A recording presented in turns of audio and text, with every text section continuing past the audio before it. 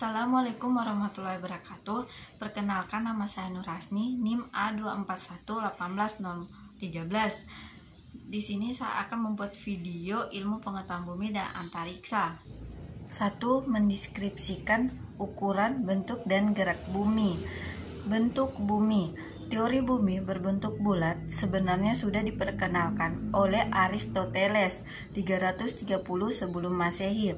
Kemudian Pythagoras 500 sebelum Masehi mengikuti jejak Aristoteles yang menyatakan bahwa bumi berbentuk bulat. Ptolemy menggunakan daftar pengamatan ekstensif yang menunjukkan bahwa bumi berbentuk bola.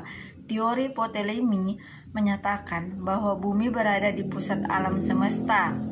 Bulan mengelilingi bumi dalam orbit paling dekat, sedangkan bintang-bintang berada pada orbit paling jauh. Ukuran bumi.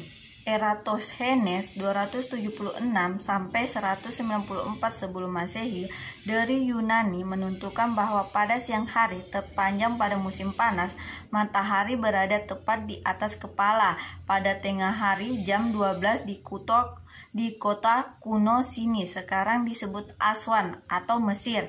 Pada hari yang sama pada tengah hari jam 12 sebuah tiang pada Alexandria memberikan bayangan pada tanah yang panjangnya membuat sudut zenit matahari yang dimana sebesar 1/50 lingkaran atau 7 derajat.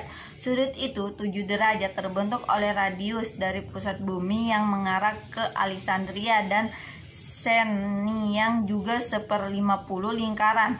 Jarak dari Sina ke Alexandria diketahui 5.000 stadia atau sekitar 925 km. Eratosthenes menghitung bahwa keliling bumi harus 50 kali 5.000 sama dengan 250.000 stadia, 46.000 km, sama dengan 29.000 mil. Jari-jari bumi dengan mudah dihitung dari kelilingnya dan diperoleh 4.600 mil. Hasil ini hanya sekitar 500% lebih tinggi daripada nilai sebenarnya, di mana jari-jari polar C sama dengan 6.357 km atau sama dengan 3.951 mil. Jari-jari ekuator yaitu sama dengan 6.378 km atau sama dengan 3.964 mil. Jari-jari rata-ratanya 6.371 km atau sama dengan 3.960 mil. Gerak bumi. Rotasi bumi. Rotasi bumi dapat dipahami sebagai perputaran bumi pada porosnya. Di dalam proses rotasi bumi ini dibutuhkan durasi waktu yang konstan, 1 kali rotasi atau 1 kali berputar pada porosnya. Bumi menghabiskan waktu 23 jam 56 menit 48 detik. Biasanya 1 kali periode rotasi bumi ini disebut 1 hari dan biasa dihitung sebagai 24 jam. Rotasi bumi ini bergerak dengan arah yang selalu tepat atau konstan, yakni selalu dari barat menuju ke timur. Karena arahnya yang konstan dari barat ke timur inilah justru membuat benda-benda angkasa lain bergerak dari timur ke barat. Revolusi bumi. Revolusi bumi adalah suatu fenomena alam berupa gerakan bumi, yakni peredaran bumi mengelilingi matahari pada orbitnya. Peredaran bumi ini berlangsung terus-menerus dan untuk 1 kali putaran mengelilingi matahari. Waktu yang dibutuhkan bumi adalah 365 hari. Lama waktu revolusi bumi ini disebut sebagai 1 tahun surya. 1 tahun surya juga sering disebut kala revolusi bumi. Biasanya agar lebih memudahkan perhitungan 1 tahun surya sering dihitung selama 365 hari. 2. Menjelaskan teori pembentukan tata surya, hukum Kepler, dan keplanetan di luar tata surya. Teori pembentukan tata surya. Menurut teori hipotesa nebula Kern dan Laplace, menurut teori ini tata surya terbentuk dari nebula yang berotasi. Sedangkan menurut teori pasang surut, teori ini menyatakan bahwa pada saat sebelum terbentuk sistem tata surya, kedekat suatu prodo bintang, bakal matahari melintas bintang lain yang lebih besar atau masif. Akibat ada sebagian materi dari protobintang tersebut yang tertarik karena pengaruh gaya tarik bintang yang besar tersebut. Materi protobintang yang tertarik tersebut kemudian menjadi planet-planet, sedangkan protobintang menjadi matahari. Dan menurut teori penangkapan, teori ini menjelaskan terbentuk tata surya berawal dari adanya interaksi antara matahari dengan protobintang atau calon bintang. Hukum Kepler.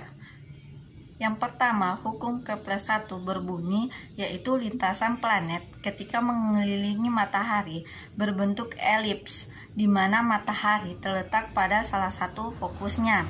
Hukum Kepler 2. Hukum Kepler 2 menyatakan luas daerah yang disapu oleh garis antara matahari dengan planet adalah sama untuk setiap periode waktu sama. Hukum Kepler 3 yaitu berbunyi kuadrat waktu yang diperlukan oleh planet untuk menyelesaikan satu kali orbit sebanding dengan pangkat 3 jarak rata-rata planet-planet tersebut dari matahari. Sistem keplanetan di luar tata surya. Eksoplanet atau lebih lengkap disebut sebagai planet ekstrasurya atau planet luar surya adalah planet di luar tata surya. Sampai dengan 1 November 2020 terdapat 4.370 planet terkonfirmasi di dalam 3.230 sistem keplanetan. 715 di antara memiliki lebih dari satu planet. 3. Menjelaskan gerakan fase-fase bulan, gaya pasang surut. Gerak bulan. Bulan melakukan 3 gerakan putaran sekaligus. Bulan berputar pada porosnya atau rotasi. Bulan berputar mengitari bumi atau revolusi. Dan bulan bersama bumi mengitari matahari. Fase-fase bulan. Fase bulan adalah bentuk bulan yang berbeda saat diamati dari bumi. Stabil, kuartil, gibbous, purnama. Bulan tampak bersinar karena memantulkan cahaya matahari. Gaya pasang surut.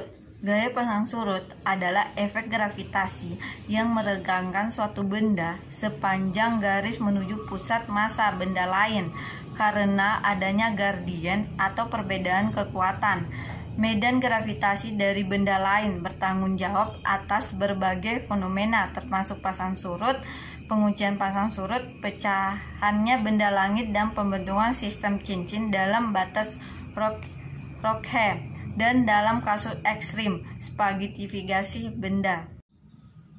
4. Menjelaskan tentang konsep bintang dan galaksi.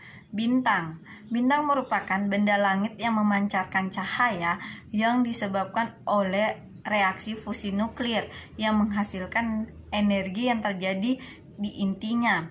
Perlu diperhatikan bahwa bintang semu bukanlah bintang, tetapi planet yang memantulkan cahaya dari bintang lain dan terlihat bercahaya di langit seperti sebuah bintang. Galaksi. Galaksi adalah kumpulan bintang membentuk suatu sistem terdiri atas satu atau lebih angkasa yang berukuran besar dan dikelilingi oleh benda-benda angkasa lainnya sebagai anggotanya yang bergerak mengelilingi secara teratur. 5. Menjelaskan sifat-sifat atmosfer bintang. Atmosfer merupakan selimut gas yang menyelimuti planet bumi, tempat kita tinggal. Tapi bukan hanya bumi, beberapa planet lainnya juga dilapisi oleh atmosfer dan kandungannya berbeda-beda. Atmosfer berfungsi mengatur proses penerimaan panas sinar matahari. Atmosfer melakukannya dengan menyerap dan memantulkan panas yang dipancarkan oleh matahari. Sekitar 35% panas matahari kembali dipantulkan ke angkasa oleh atmosfer. Awan juga permukaan bumi, kemudian sekitar 19% diserap oleh atmosfer. Dan awan, selanjutnya sekitar 47% sisanya mencapai permukaan bumi. 6. Menjelaskan konsep astrofisika.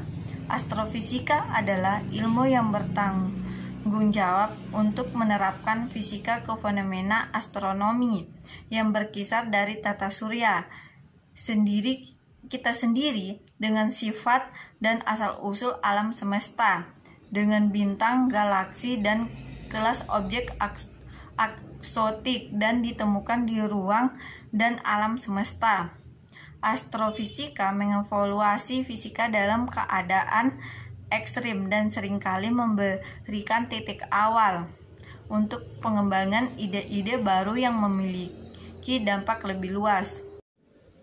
7. Menjelaskan konsep dasar kosmologi. Kosmologi secara umum memiliki pengertian sebagai berikut. Yang pertama, yaitu tentang alam semesta sebagai sistem yang rasional yang teratur. Kedua, merupakan cabang ilmu pengetahuan khususnya bidang astronomi yang berupaya membuat hipotesis mengenai asal, struktur, ciri khas, dan perkembangan alam fisika berdasarkan pengamatan dan metodologi ilmiah. Ketiga, ilmu yang memandang bahwa alam semesta sebagai keseluruhan yang integral dan bagian dari alam semesta itu berdasarkan pengamatan astronomi merupakan suatu bagian dari keseluruhan tersebut.